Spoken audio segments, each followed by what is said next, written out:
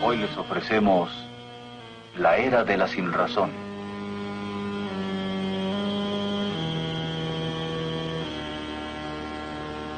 La historia de los filósofos no cristianos hasta llegar al siglo XVIII ocurrió de esta manera. Aquí hay un círculo que representa el conocimiento unificado y verdadero del universo. Otro hombre dijo que no y tachó el círculo.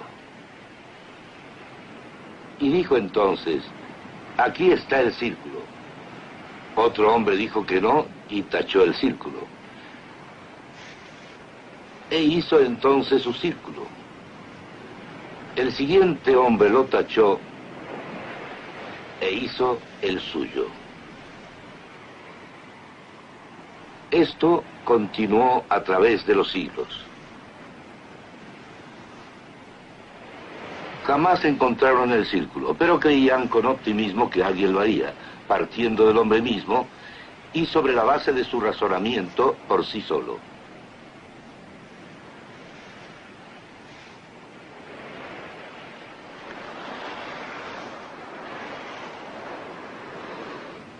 Después, la hilera interminable de círculos trazados a través de la historia cesó. Sobrevino un cambio drástico, ya que el ideal humanista fracasó. El hombre humanista cambió el optimismo por el pesimismo.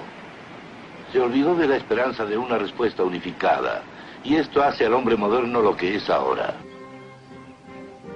Jean-Jacques Rousseau, filósofo ginebrino, que vivió en el siglo XVIII, creía que el hombre primitivo, el noble salvaje, era superior al hombre civilizado.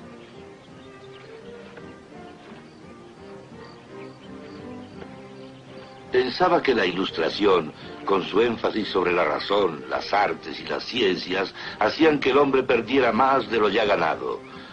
Rousseau vio las represiones de la civilización como males.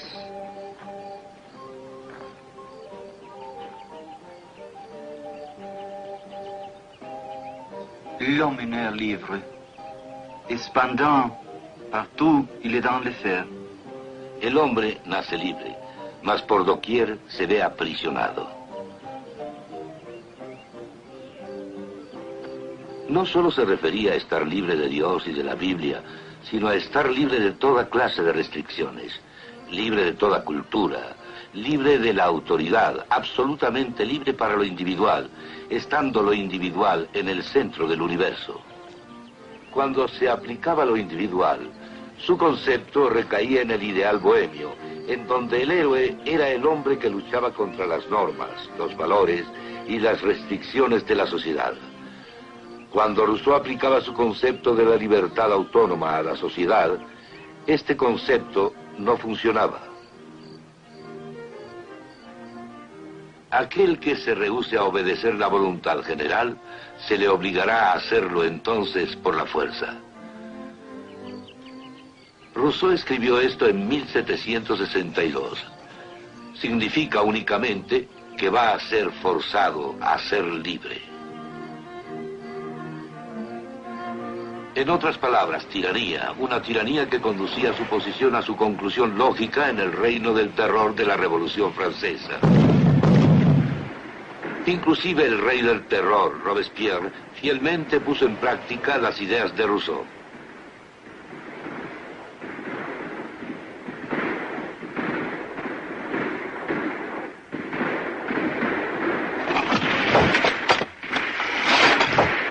Paul Gauguin fue un seguidor de Juan Jacobo Rousseau.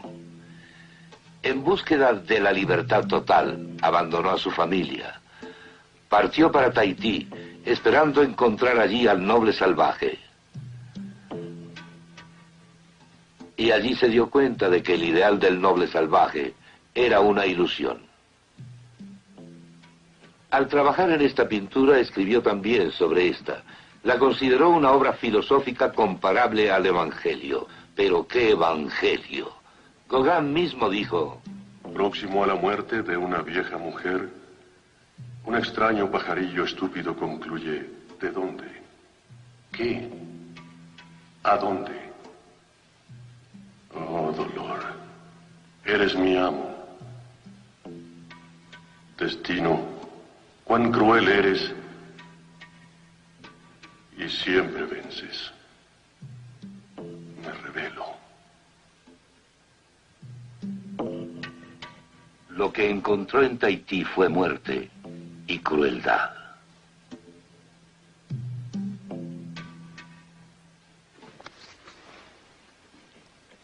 El hombre es bueno por naturaleza, como Rousseau decía, pero lo fue tanto el hombre primitivo como lo es el civilizado. Cuando Gauguin terminó su obra, trató de suicidarse, pero no tuvo éxito. Hubo un hombre que sí entendió la conclusión lógica de la deificación de la naturaleza, el Marqués de Sade. Si la naturaleza es todo, lo que existe es exacto, y nada más puede decirse. Si la naturaleza nos ha formado hombres, los más fuertes, podemos hacer con ellas, las mujeres, todo lo que queramos. El inevitable resultado fue su crueldad con la mujer. Así no hubo base para la moral ni para la ley.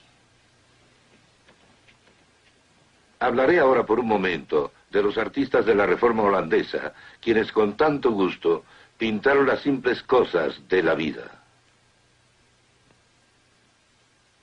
Sabían que la naturaleza fue creada por un Dios personal y bueno.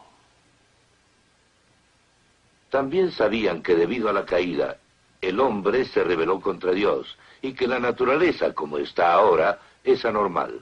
Lo que es muy diferente a tomar la naturaleza como está ahora y ponerla como la medida de lo bueno. Porque cuando se hace esto, no existe diferencia entre la crueldad y la no crueldad.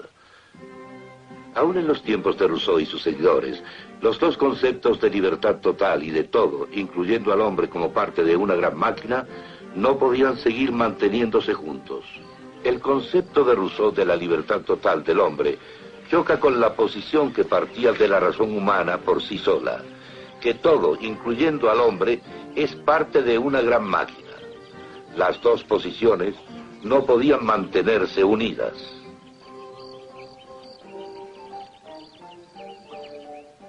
Más tarde, los filósofos alemanes Immanuel Kant y Georg Wilhelm Hegel y el danés Søren Kierkegaard lucharon con el problema de la unidad de la razón, por un lado, y por el otro con el significado y los valores. No resolvieron el problema. El humanista, empezando por sí mismo, ha llegado a la conclusión de que solo es una máquina.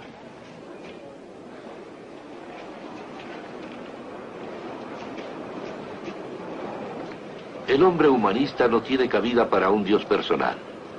Tampoco tiene cabida para el significado de hombre como hombre, tampoco para el amor, ni para la libertad.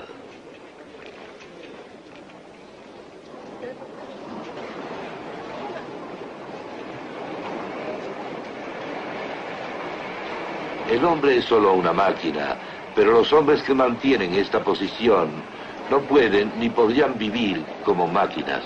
Si pudiera, el hombre moderno no tendría ninguna tensión ni en su posición intelectual ni en su vida. Pero no puede.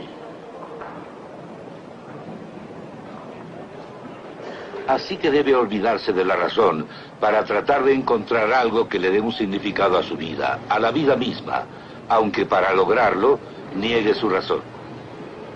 Una vez hecho esto, cualquier tipo de idea puede ponerse ahí, puesto que en el área de la sin razón, la razón no brinda bases para escoger. Este es el arquetipo del hombre moderno.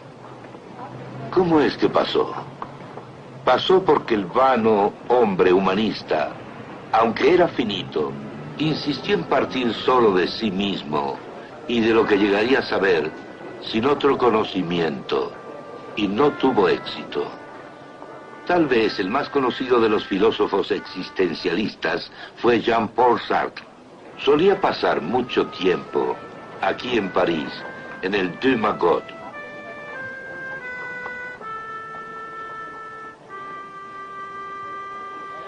Su posición fue la de que en el área de la razón todo es absurdo, excepto lo que autentice el hombre. O sea, dar validez a su existencia por un acto de voluntad.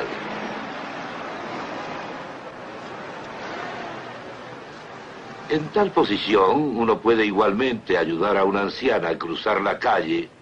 Gracias, señor, es usted muy amable. Muchísimas gracias, se lo agradezco.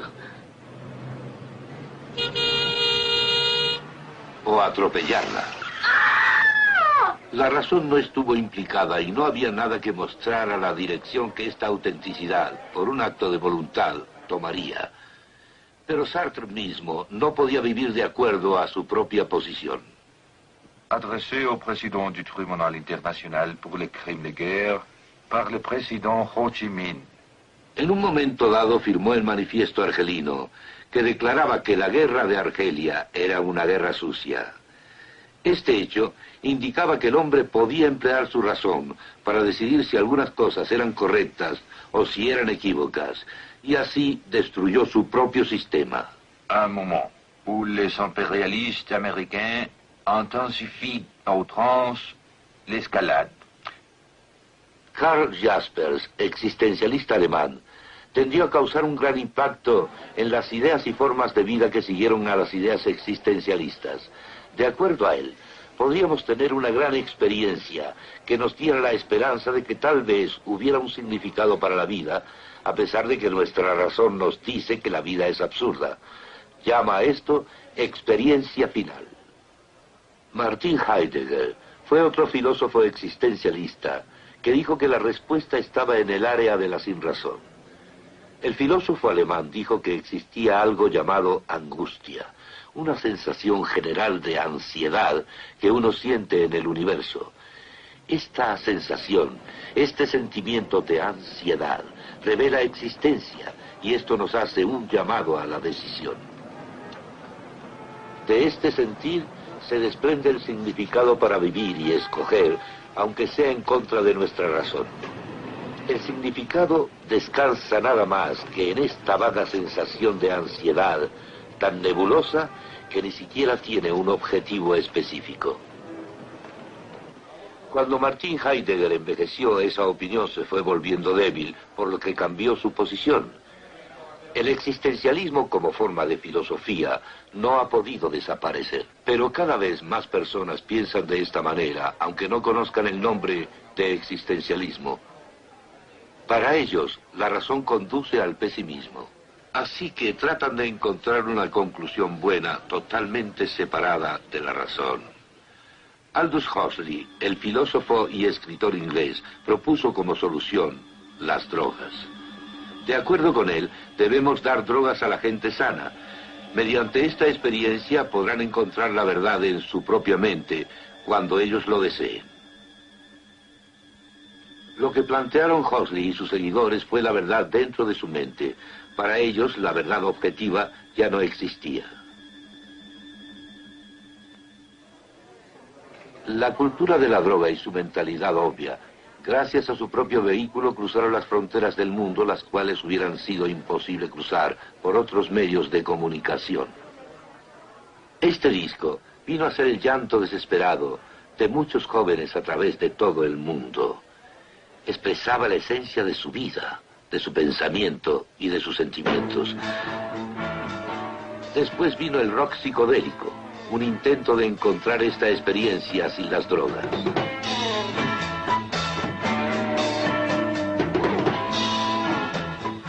La gente joven, y los viejos también, probaron las drogas, pero luego se convirtieron a las religiones orientales.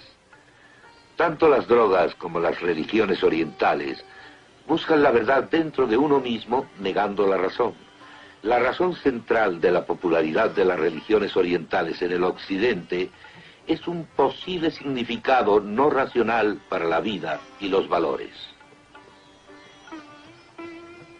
La razón por la que los jóvenes se convirtieron a religiones orientales y demás es simplemente el hecho, como hemos dicho, de que el hombre, al haber pasado al área de la sinrazón, puede encontrar todo ahí.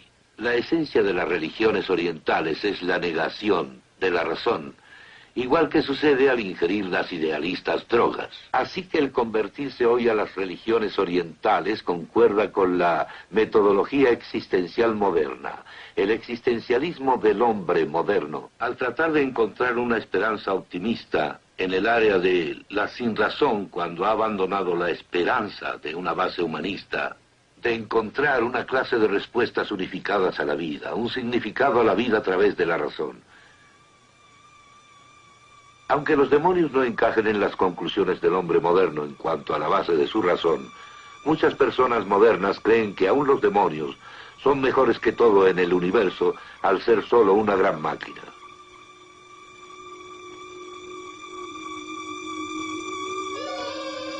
La gente coloca lo oculto en el área de la sinrazón con la esperanza de una clase de significado, aun cuando sea un horrible significado.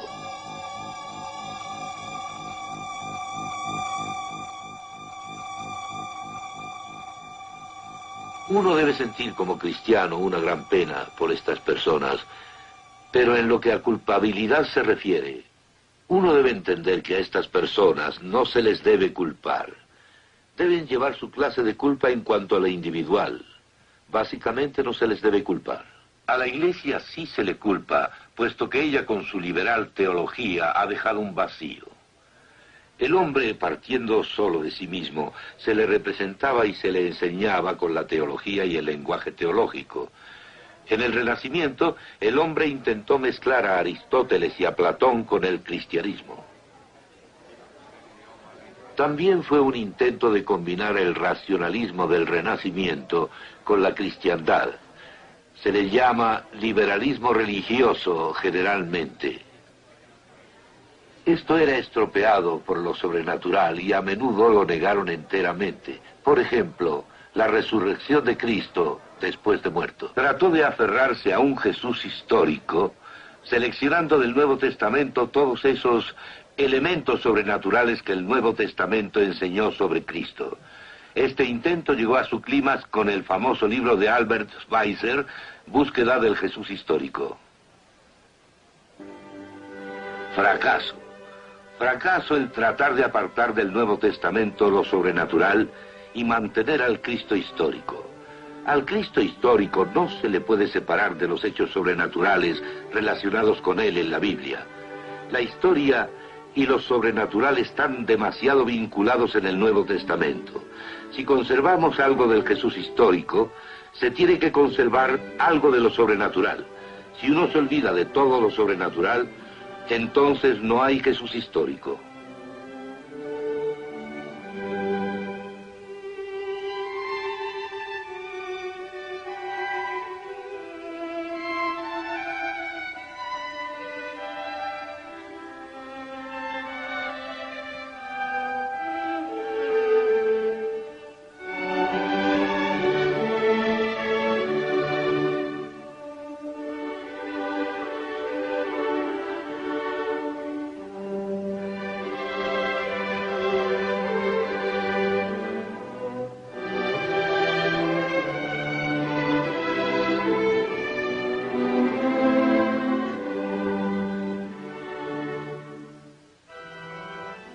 Debemos recordar el humanitarismo de Schweitzer en África, su talento como organista y su conocimiento sobre Bach.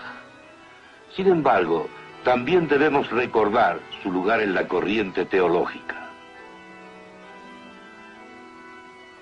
Después del fracaso del antiguo liberalismo teológico, Karl Barth apareció en el vacío, sostenía ideas críticas concernientes a la Biblia. O sea que la Biblia contiene muchas equivocaciones, pero enseñó que una palabra religiosa puede obtenerse de ella. Esta fue la forma teológica del existencialismo, después de que el existencialismo había sido aceptado en su forma secular. Y así algo más fue aunado al área de la sinrazón, junto con todas las ideas que ahí se habían puesto.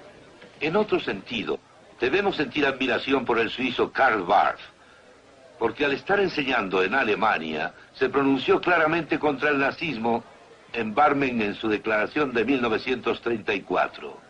La enseñanza de Barth crió a aquellos teólogos que decían que la Biblia estaba equivocada en las áreas de la ciencia y la historia. Pero, no obstante, ellos buscaron en ella una experiencia religiosa. Para muchos seguidores de esta teología, la Biblia tampoco da absolutos con respecto a lo que es correcto o lo que es incorrecto. Antes de que uno vaya a abrir la Biblia y la comience a leer, hay que darse cuenta de que hay dos maneras de leerla. Una es como uno de tantos libros religiosos entre miles de otras cosas religiosas, que en realidad no son más que otra forma de viaje no muy diferente de un viaje con droga.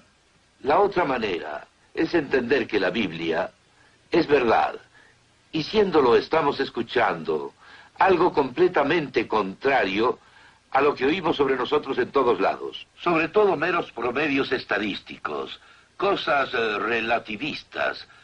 Habiendo dicho esto, tendría que protegerme. Por la simple razón de que no significa que una persona tenga que aceptar todo esto a priori antes de que empiece a leer la Biblia y encuentre la verdad en la misma. Solo diré de pasada que no fui criado en una familia cristiana y que leía mucha filosofía cuando era un joven. Y no leí la Biblia porque pensara que fuese verdad, sino solo por honestidad intelectual. Pero sí hice una cosa, la leí igual que como fue escrita, comenzando con el Génesis 1:1 y de ahí en adelante. La leí de la misma manera que hubiese leído otro libro, esperando que lo que me estaba brindando fuese un honesto argumento de lo que daba a entender, y que no fuera para leerse en un nivel diferente del que leería en el área de otra clase de libro. En tanto la leía, me contestaba las preguntas, que ya por ese tiempo sabía que la filosofía humanista no contestaría, y después de un periodo de 6 meses pude concluir que era verdad. No obstante, debemos mantener en el fondo de nuestra mente cómo es que leemos la Biblia, solo como otro viaje religioso, o en realidad estoy luchando con ese asunto de lo que sucede en todas las áreas de que ella habla. ¿Es esto verdad en comparación al mero relativismo? El nuevo teólogo liberal no tiene respuesta para la existencia del mal. Se enfrenta al mismo problema que los filósofos hindúes. Todo lo que es parte de Dios. Esta es Kali, la representación oriental hindú femenina de Dios. ¿Por qué los colmillos y los cráneos?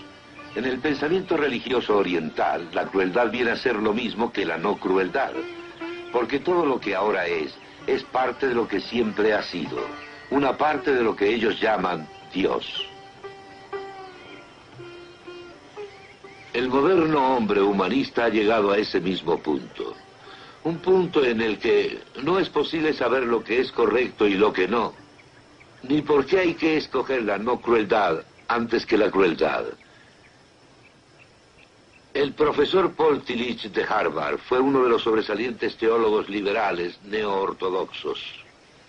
Un estudiante que estuvo presente me dijo que cuando el profesor Tillich disertaba en Santa Bárbara antes de su defunción, alguien le dijo: «Señor, ¿usted reza?», y él le dijo: «No, pero medito». Se quedó solo con la palabra Dios, sin la certeza de que hubiera algo más que una palabra. Los teólogos del Dios está muerto que siguieron a Tillich concluyeron lógicamente que si se les deja con solo la palabra Dios, podrían también tachar la palabra. Para estos teólogos, incluso si no dicen que Dios está muerto, algunas cosas lo están. Todo contenido sobre Dios está muerto. Y toda seguridad de conocimiento acerca de un Dios personal está muerta. Porque para ellos, Dios no ha dado a los hombres la verdad sobre sí mismos en la Biblia y en la revelación de Cristo, que puede ser expresada claramente en proposiciones en el lenguaje normal. Se quedaron solo con sus textos religiosos sin contenido, pero con esa emoción que ciertos pasajes religiosos todavía les trae, y eso es todo. He aquí lo que pasa luego. Estas palabras tan motivadoras en los textos de nuestro pasado religioso, pero apartadas del contenido que la Biblia originalmente les dio, son utilizadas para la manipulación. Manipulación en áreas tales como un cambio en la ética sexual y también legal y políticamente. Si Dios está muerto, si el contenido sobre Dios está muerto, si el conocimiento de un Dios personal que no permaneció callado, pero que ha brindado verdad está muerto, entonces todo para lo cual Dios da respuesta y significado no existe. Aún así, el hombre, no importa quién diga que es, exige significado y valores. Y a este punto de tensión es a donde el hombre moderno se ha encaminado sobre su base humanista. Y ahí es en donde está. Cuando pensamos en Cristo, claro está, en su muerte de sustitución sobre la cruz, cuando Él, que proclamaba ser Dios, falleció de una manera de sustitución, así tiene su muerte un infinito valor. Y al aceptar este don, elevando las manos vacías de fe y aceptándolo sin elementos humanistas, tenemos lo que es una vida real. Esto es, mantenerse en relación con el infinito Dios personal que está ahí y estableciendo una relación personal con Él. Pero Cristo obsequia vida de otra manera, la cual tal vez no se entienda tan claramente. Y esto es, que se relaciona a Él mismo con lo que la Biblia enseña en su doctrina. Y como tal, es un profeta y un salvador sobre la base de lo que Él enseñó y lo que la Biblia enseña, porque Él mismo unifica estas dos. Que tenemos vida en lugar de muerte, en el sentido de tener algún conocimiento que es más que el que el hombre puede obtener de sí mismo partiendo del hombre en sí. Estos dos elementos son el punto donde Cristo nos da vida.